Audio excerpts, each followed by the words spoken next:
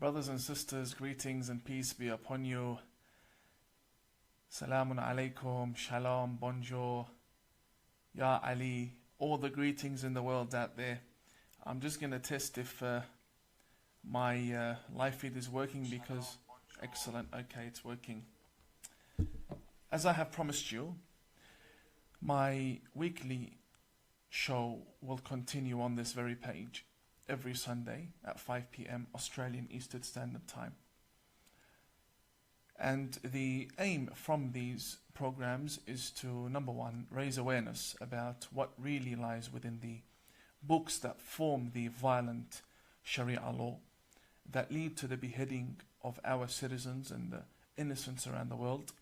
And also, we need to educate ourselves in what is harmful to us and our children, so that we may know how to take precaution when it comes to dealing with this ideology. It is not harmful to educate ourselves in what is harmful. It is wise for us to understand what exactly lies within these books. Now, many reformers are reformers because they are Muslim, not because they have actually spent a time studying within the seminaries.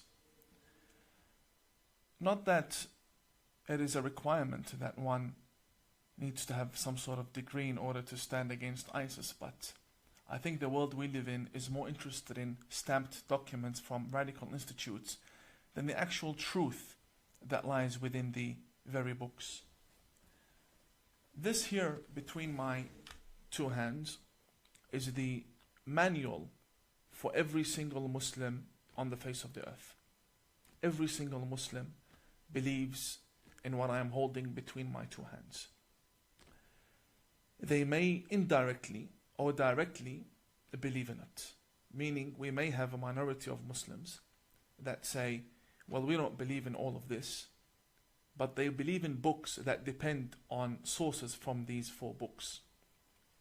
Firstly, we have the Holy Quran. The Holy Quran is the holy book for all of the Muslims around the world, regardless of denomination, sect or group. All Muslims believe in the Holy Quran. If someone does not believe in the Holy Quran, then they are not Muslim. They have to believe in the Holy Quran. We will not be interpreting the Holy Quran, but that will be a separate program. I have here 4 volumes of Sahih al-Bukhari. If you had watched my appearance on the Andrew Bolt show, you would have seen that I had brought one of these volumes and I read from the volume, I referred to one of the volume, to what was written in one of the volumes. And it was very shocking for the nation as to what exactly lies within these books. The ABC Media Watch turned around and said, the statements of Imam Tawhidi are plain crazy. Well, I guess they're just proving our point, that indeed, what lays within these books and leads to our deaths is plain crazy. The problem is, you do not have access to these books. The problem is, even if you had access to these books, you would not be able to understand the literature within these books. Today, I want you to know what exactly lies within the books that are considered sacred right after the Holy Quran. In every mosque, or in the majority of mosques, and the majority of Muslim libraries and schools, the Holy Quran is placed right next to Sahih al-Bukhari. That is because Sahih al-Bukhari interprets the Holy Quran. Especially volume 3 from Sahih al-Bukhari that focuses on the Quranic interpretation. It teaches us Muslims how to live our lives, what ethics we need to abide by, and what exactly makes us good human beings. This is the manual that we have. Now I understand that some will say, well, the Bukhari is a Sunni author, and the Bukhari is respected by Sunnis, and I'm a Shi'i. So how is it that the Bukhari applies to me in my daily life? The answer is very simple. The Bukhari has influenced all of the tafsirs, the interpretations of the Holy Quran for all Islamic denominations, regardless whether they be Ahmadiyya, Sunni, Zaydi, or Shia. All Shia scholars take from interpretations of the Holy Quran that depended upon the Bukhari as a source in one way or another. This book has influenced every school of thought, and even grand ayatollahs within the Shia school of thought, such as Fadlullah, Khamenei, Khomeini, and also lecturers such as Ahmad al-Wa'ili. All of them refer to this book and they abide by it. Some may call them undercover Sunni, undercover Wahhabi. That is understandable. But that's not what I am saying. I am saying this book is a book that has led to the deaths of many people. This is a formula of war. This is what has made Islam a religion of war. This is what needs to be banned. Now obviously, with 4 volumes between my hands, I'm not going to be able to analyze each and every volume within this episode.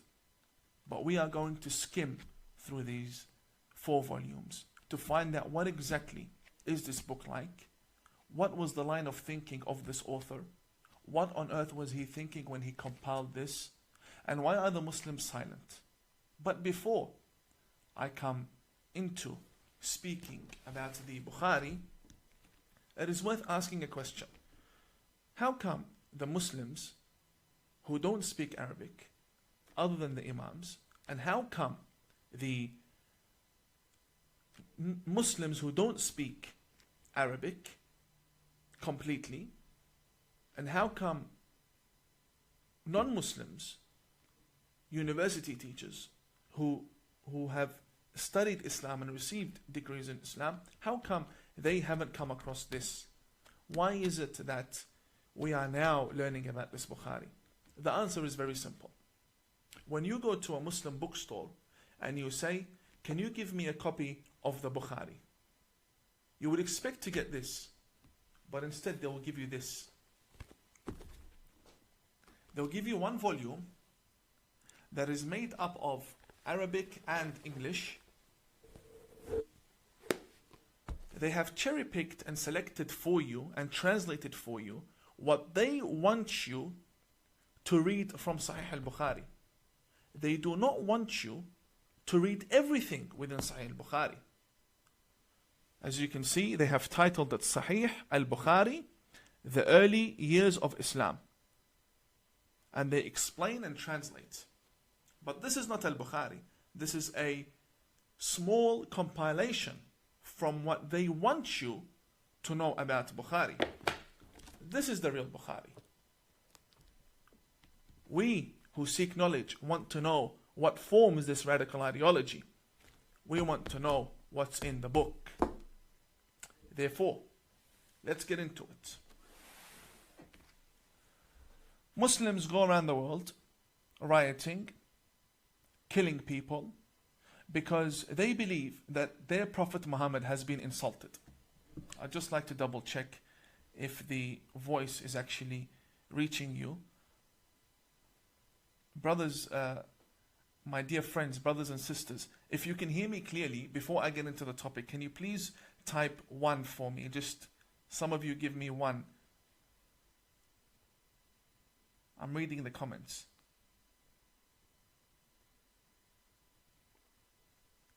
Just a 1, thank you very much. If you can hear me, can you please confirm?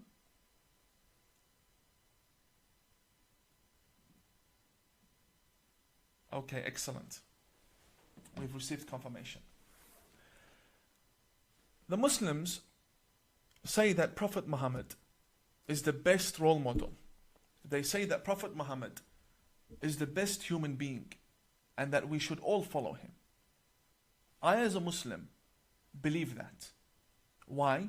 Because I believe that the Prophet Muhammad, that I believe in, my version of the Prophet Muhammad, is someone who respects the Jews and loves the Christians and honors the atheist and allows churches and synagogues within his government. The problem with my version of Muhammad is that only a minority follow it. The majority follow a different Muhammad. And when I say majority, I do not mean 5 to 50%. I mean 95% of the Muslims believe in the Muhammad, the Prophet Muhammad portrayed in the Bukhari. Nowhere else. Nowhere else. All books of history refer to the Bukhari. So let's find out, what really is Muhammad like according to the Bukhari, according to the faith of the Grand Mufti, according to the faith of television celebrities that are Muslim in this country, according to the faith of activists within America. All of these Muslims who go and say that Prophet Muhammad was an environmental activist, a human rights activist. Okay, I don't disagree, but is that the Muhammad you believe in? Or are you changing fates every time you're subjected to a question that you cannot answer? So you change faith in order to answer that question. The Prophet Muhammad that the majority of the people speak about and fight for and defend is not the Muhammad they believe in as an ideology. There's a big difference between the Prophet Muhammad in the actual sacred scriptures and the Prophet Muhammad that is portrayed as a prophet to the West by 95% of the Muslims. The Muhammad that is being portrayed in the West is a Muhammad I reject. I do not believe in that prophet. I believe in a version that the minority believe in. And this is what reformers want. Reformers say, get rid of these role models that you have formed and you believe in. Get rid of them and start rethinking what a prophet should be like, because that will influence your ethics and your culture as Muslims. But they do not want that. They want to stick to the Muhammad that they have been brought up listening to. But the sad news is, it's all a fake. The Muhammad Linda Sarsour mentions is not the Muhammad she believes in. Today, I'd like to show you what exactly is written within these books regarding Prophet Muhammad, regarding their noble prophet. What exactly do these books say? I'll start with volume 1. And I know the techniques of the radicals. These books are a big surprise to them. That now Tawhidi, Imam Tawhidi is now on live showing the West what these books contain. And the Imams, as I speak, do not underestimate this. As I speak, the Imams are contacting each other right now, without a doubt. And they will hold an emergency meeting as to what to do with Imam Tawhidi. Because I know how my community will react.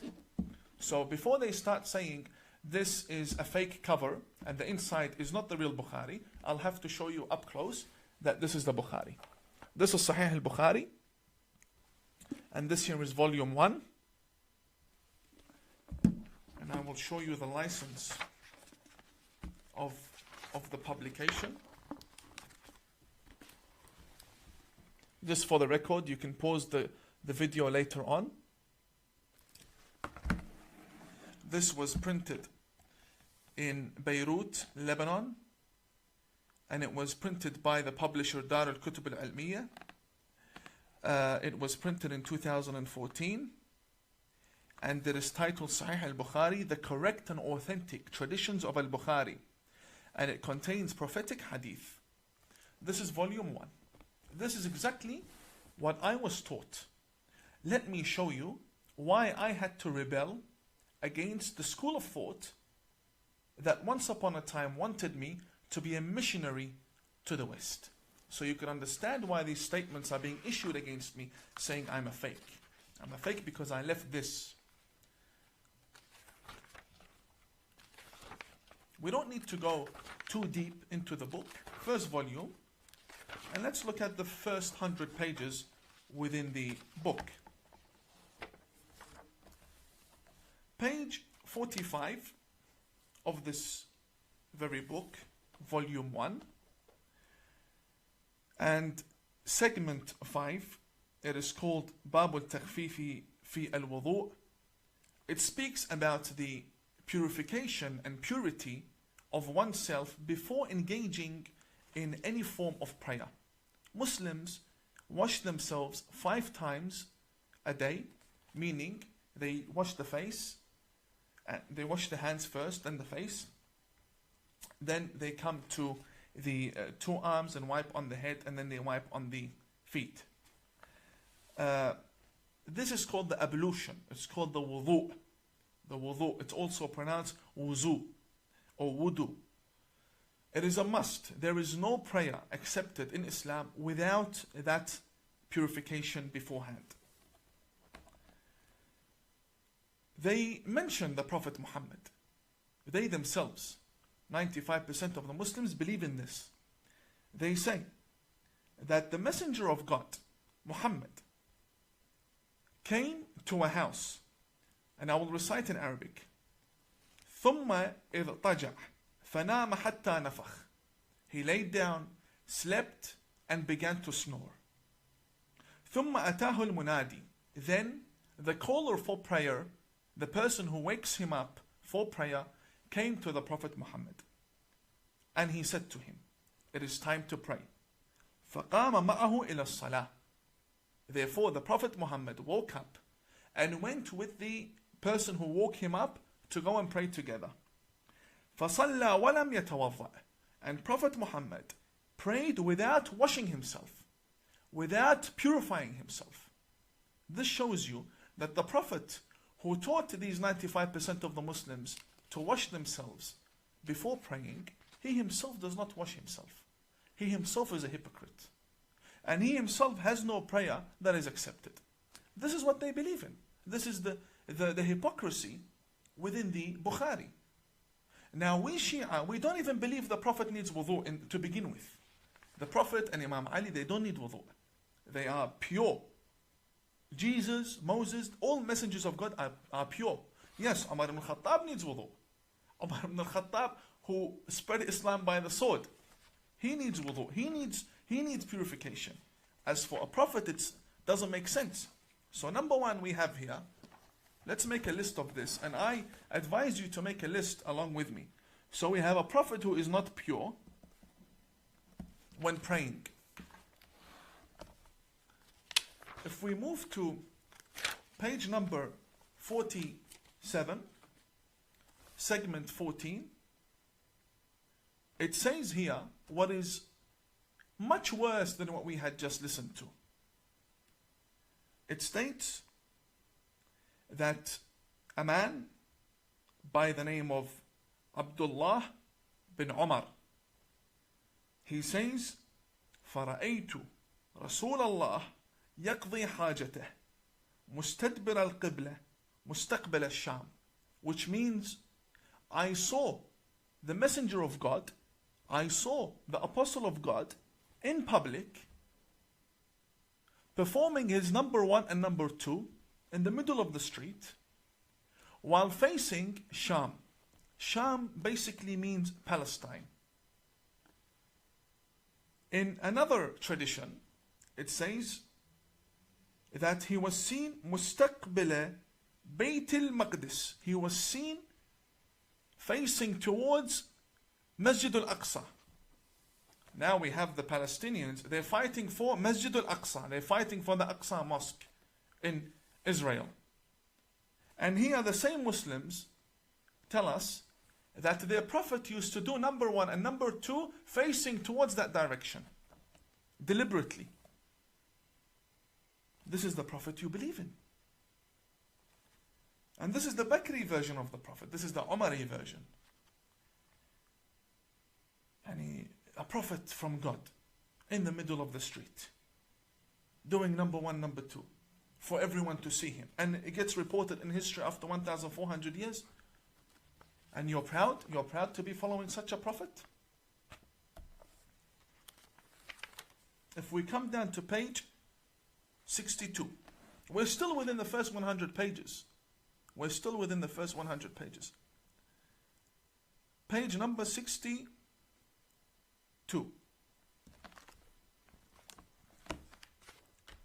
It states, أتى النبي, the Prophet came, فبال قائما, ثم دعا بماء, فجئته بماء فتوضأ. Which basically means, Prophet Muhammad came, and he urinated while standing up.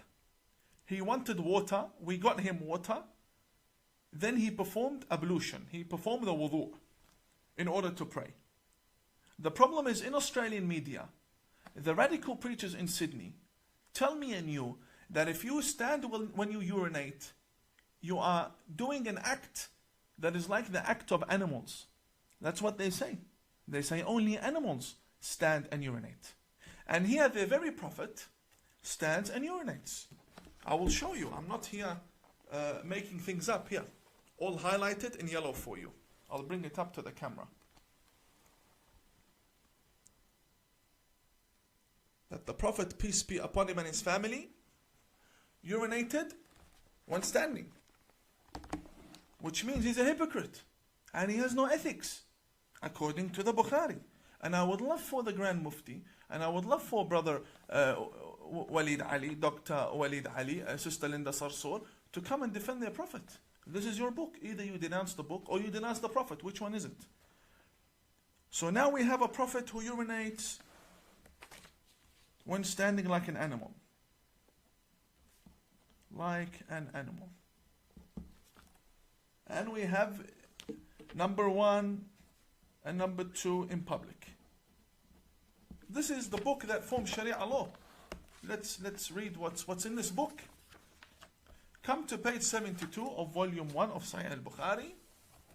This one here is worse. Yani, as you go deeper into the book, the worse it gets for you. It states here, كان النبي يدور على نسائه في الساعة الواحدة من الليل والنهار وهن 11. قال قلت لأنس أو كان يطيقه؟ قال كنا نتحدث أنه أعطي قوة 30.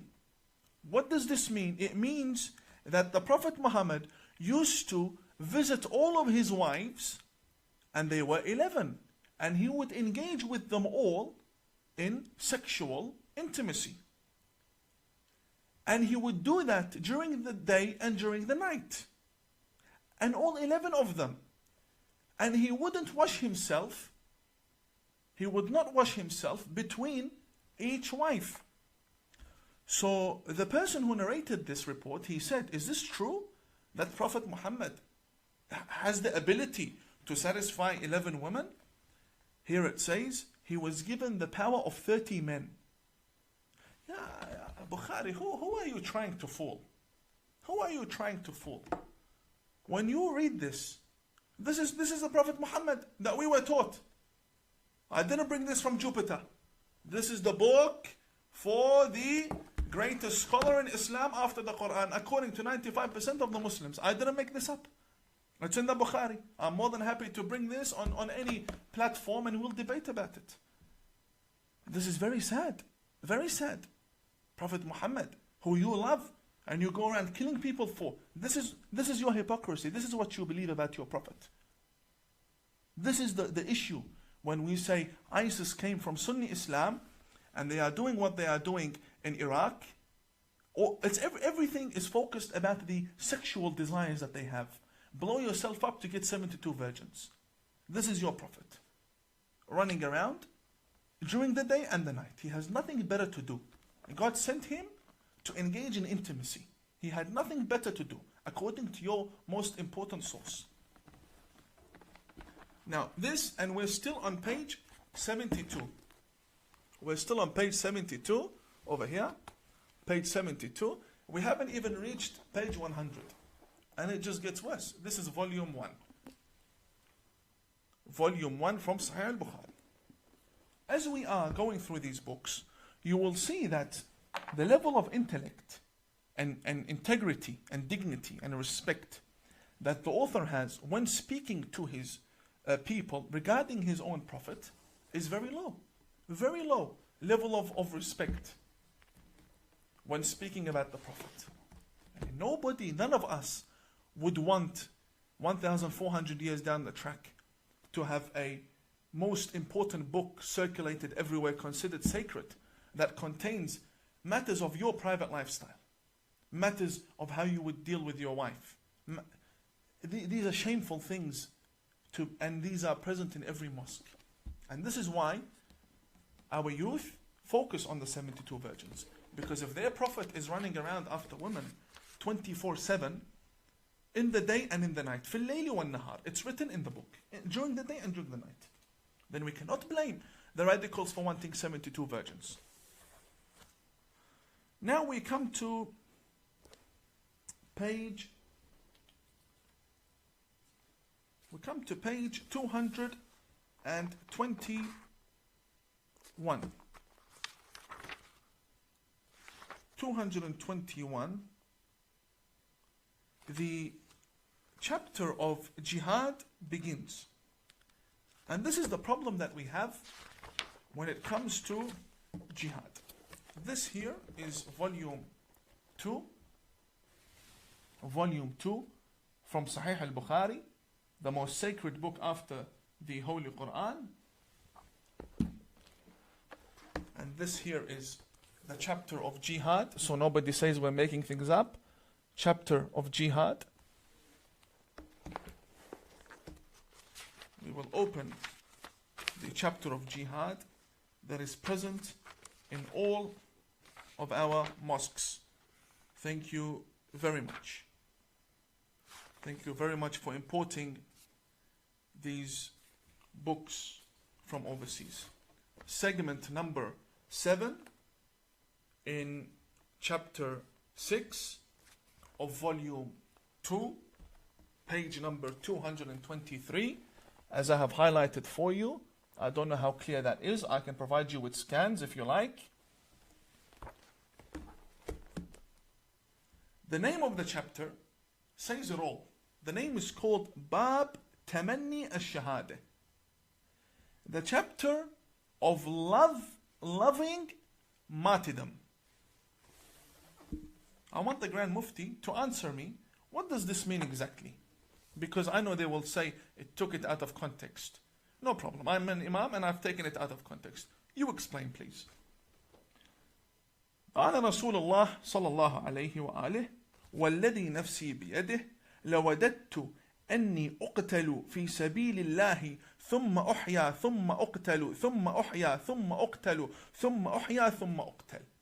What does that mean? It means that Prophet Muhammad says, I vow by God that I wish that I could be killed for the sake of Allah, then brought back to life, then killed, then brought back to life, then killed, then brought back to life, then killed once again, and then you go become a martyr and you go and you get your 72 virgins. And this is not something that we are just reading. This is not a magazine. This is Sahih al-Bukhari. The authentic. Sahih means authentic. After intense filtration for 1,200 years, this is what we have now come with to form the religion of Islam. So when you see its non-stop attacks towards the West, you know why. Because they themselves wish to die, come back to life, to die again, come back to life, and die and come and non-stop. This love for death that they have, I don't know where it comes from. Do you know where it comes from? It comes from this book. When you wonder, what is the root for terrorism? This book. This here. When the Muslim is taught that your Prophet wishes to die and come back to life once again, just in order to die again, you can't blame the 15-year-old and the 17-year-old and the 22-year-old to want to go and blow themselves up. You cannot blame them. This is in the book. And this book is in Australia. This book is... When I show you, the ABC says I'm playing crazy. When I'm silent, the right says we're crazy. So please, left and right, let me do my job. I'm here to raise awareness.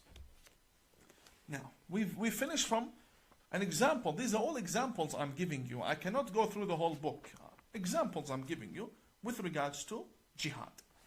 Now, the book, the very volume explains to us why the Prophet would say such a thing. According to Al-Bukhari. Why would the Prophet say such a thing? Very easy. You read in page 348. I'll lift it up again for you. 348. this says, segment number 11, chapter 59, it says, Bab Sifat Iblis wa Junudih. The characteristics of Satan, of Shaitan, of Satan and his soldiers. Then we have a testimony from Aisha. Aisha is the wife of Prophet Muhammad, who was also a terrorist after the life of Prophet Muhammad. She was leading an army that killed many people, tens of thousands of people in Basra, also known by the Battle of the Camel. Aisha, this is the 7-year-old wife, apparently. According to us, according to our evidences, the more reasonable evidences, she was over 18, she was over 20. And we also have evidence that she was married and she had a child before she married Prophet Muhammad. But we won't get into that. All the Muslims haven't agreed upon her age. But what they have agreed upon is that she was either 6 to 13 by the 95% of the Muslims. The majority believe she was underage. Yes, I will not deny. Here, the very lady, Aisha, says, and Aisha, hadith number 3268. She says, سحر النبي حتى كان يخيل إليه أنه يفعل الشيء وما يفعله. It means that the Prophet Muhammad was possessed. He was possessed. He was a crazy, delusional man. To the extent, حتى, she says, حتى كان يخيل إليه, to the point that he would start imagining things. And he would consider that he has done things when he didn't do anything. So when you find the Prophet saying, I want to die and come back and die and come back, it's because they believe he's a delusional man. They believe he's a psychopath. They believe he's being possessed, which is even worse. How can an apostle of God be possessed by jinns? This is what they believe. Page 348. We're not making this up. Let's come to page 377. I want the Grand Mufti to explain, please. Explain in Arabic. I understand Arabic. Explain. We'll have our friends translate for you. No problem. Page 377. It states that the Prophet in 3372, Prophet Muhammad used to doubt in previous prophets, which clearly contradicts the Holy Quran. The Quran says, مَا نُفَرِّقُ بَيْنَ أَحَدٍ مِّن رُسُلِهِ. We do not differentiate between any of God's messengers. Here the Prophet Muhammad says, أن رسول الله قال نحن أحق بالشك من إبراهيم إذ قال رب أرني كيف تحيي الموتى. Prophet Muhammad says that we are more worthy to doubt in the words of God than Abraham when he said, Oh God, show me. How can you give life to the dead person? If someone's dead, how can you give life? Show me. So the Prophet Muhammad himself, according to 95% of the Muslims, was a delusional man. According to Sunni Islam, this is al-Bukhari.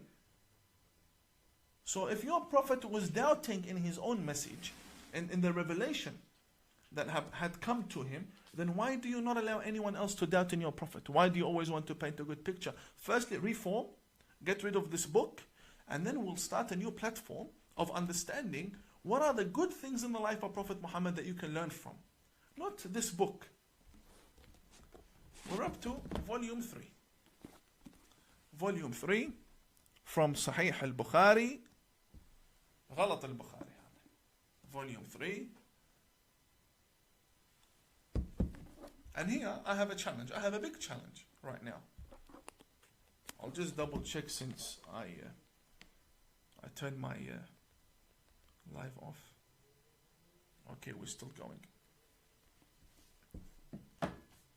To be honest, I stopped taking notes down about everything. I might as well do it now. So now we have a possessed, sexually hungry prophet, from what I can remember. Because we need to find the result at the end of the day. This is volume 3. Let me take you to page 462. This one here. Any Muslim from the majority faiths. A big challenge to all of my brothers out there. The Grand Mufti, the Australian National Imams Council, all of my brothers. Sister Linda Sarsour, all of my sisters as well. Sister Linda Sarsour, Yasmin Abdul Majid, Brother Walid Ali, all of the brothers who consider themselves Muslim. This is your book. And this is not any book. This is the number 1 book after the Quran. Page 462 states, Hadith number 5445, segment number 44. The door or the chapter of the dates. Dates. قال رسول الله, it says, the Prophet Muhammad says, من تصبح كل يوم 7 تمرات لم يضره في ذلك اليوم سم ولا سحر. It states over here, because I want to show you the accuracy of this book that is killing our people. I want to show you the accuracy. It says over here, whoever wakes up and eats dates, whether they be 7 or different reports, whoever eats dates will be immune to poisoning during that day. Whoever eats dates will not be affected by any poison. It says over here, sum, which means any poison. Okay. I have a challenge. I have here dates. And I have here kerosene. I have here kerosene. And I have a cup of water. I have an empty cup, a glass. So you can see perfectly. And I have 2 dates over here. My challenge to the Australian National Imams Council. If this book is accurate, that means the Prophet portrayed in the previous volumes we just shown is an accurate portrayal. And you cannot blame anyone for thinking wrong about your Prophet.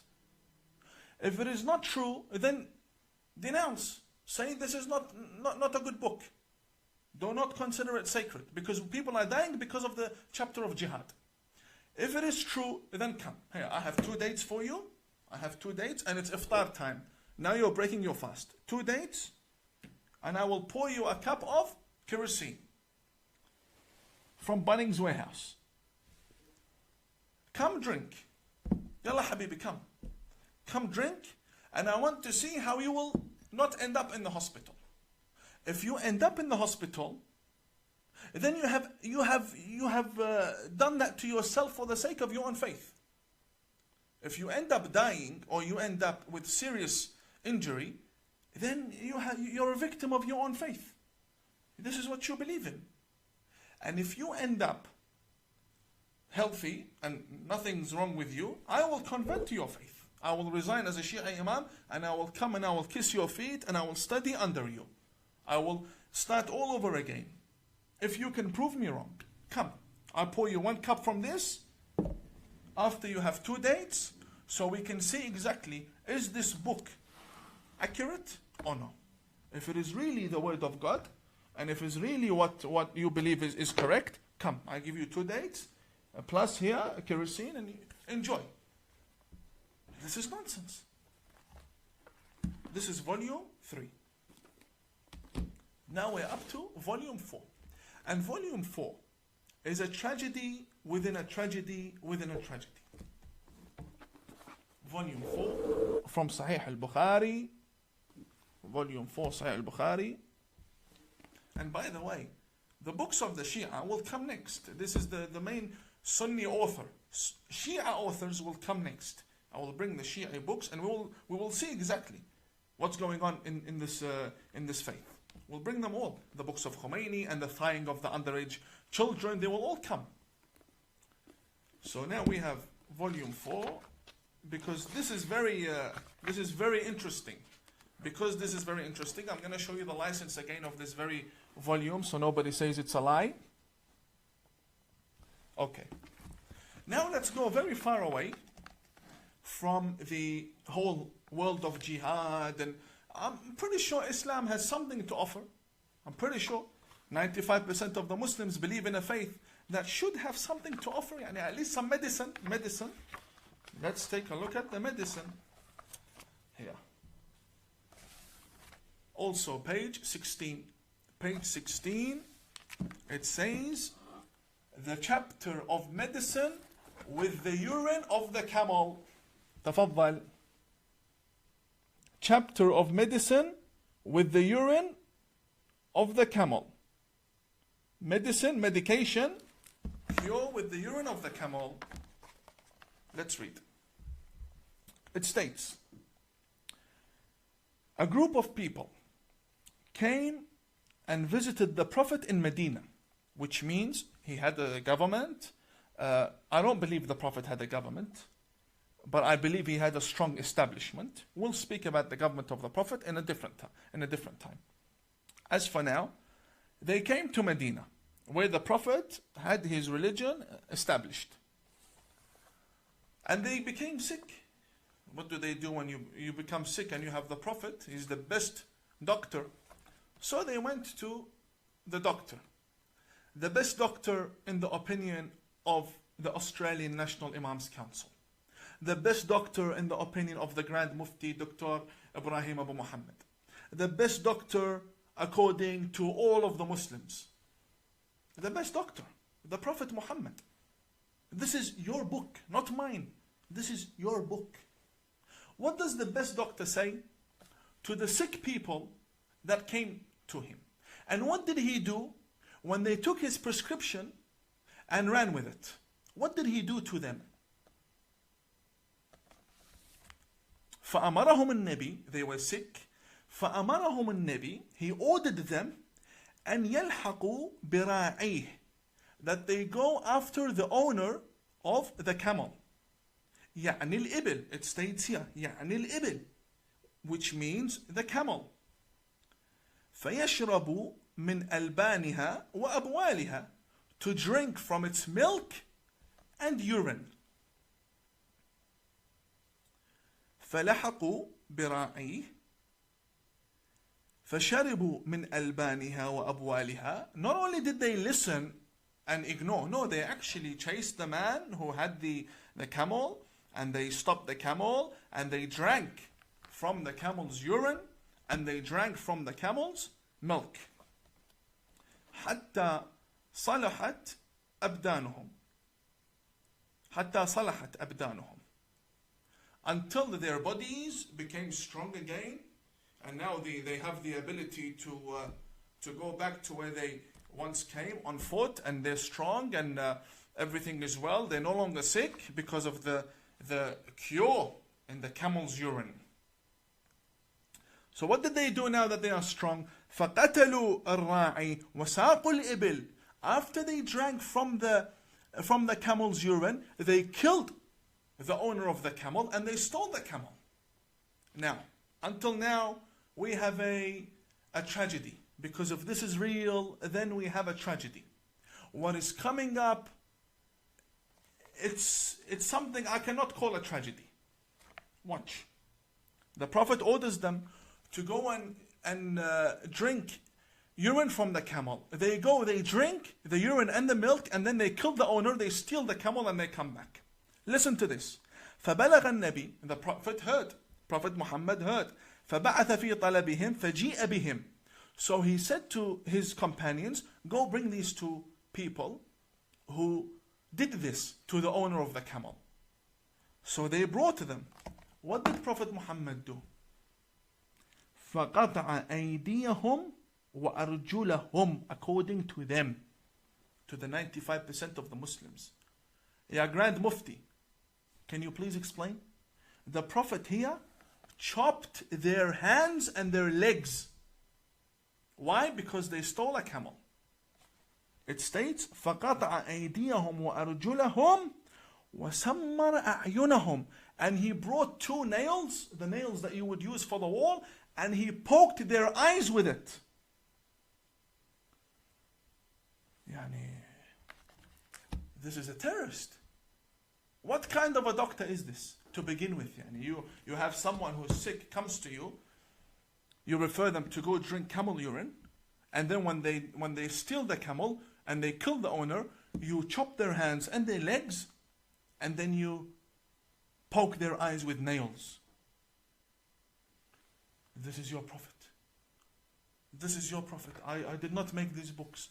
This is your religion. Here, can you please explain? We just went through 4 volumes, and next week will be the Shi'i books.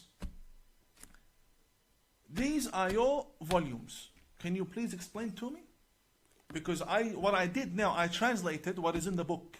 That's all I did. I did not add anything from myself. I translated what's in the book. Can you please explain? If I, as an Imam, have taken it out of context, you please explain to me. How can 4 volumes be taken out of context? How can go drink the urine of the camel be taken out of context? How? But you don't find any of this in this English version that they give you as a gift on the streets of London and in Sydney, because they do not want you to know what's in the book. Therefore, this is the very book that teaches us jihad. And this is the very book that teaches the Muslims how to love their Prophet.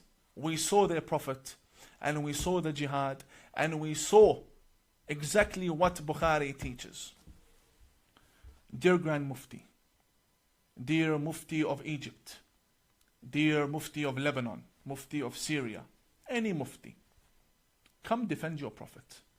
Can you please respond to me about exactly what's written in these books, and why is it not written in the English version for the people to read? This is not sectarianism. I'm not here to make divisions within the community. I myself, I am an outcast from the community, but I am calling for reformation. We clearly have a problem in the books that we consider to be sacred scriptures. If this is the book you use to interpret the Quran, then you cannot blame people to hate your Quran. You cannot blame people to hate your Quran. If this is the intellect that we are displaying our religion with to the world, then may God be with the world and may God be with the religion. Because this is clearly something wrong. I stand against this book and against the author of this book. And I do not consider it to be sacred at all. And next week I will show you the books of other denominations that need reformation. My purpose here is to show you exactly what needs to be left within Islam. We cannot be reformers if we go to the mosque and we pray behind imams that quote from this book and revere this book and respect this book. The chapter of jihad was more than enough. All we had to read was 1 line. The chapter of jihad makes over 100 pages. I only read for you 1 line. To me, these are all attributions to my Prophet. I do not believe in them at all. I am a kafir in this book. I do not believe in it at all. I believe in the Prophet that loved Moses and loves Jesus. And we have a study, but the problem is only a minority believe in that study. And now we have reached the end of the first show. I honestly pray that you had somewhat benefited from tonight's episode, where we raise awareness regarding these books. May God bless you all. Thank you very much for your time, and I will see you in my next live stream. God bless you all, and have a good night.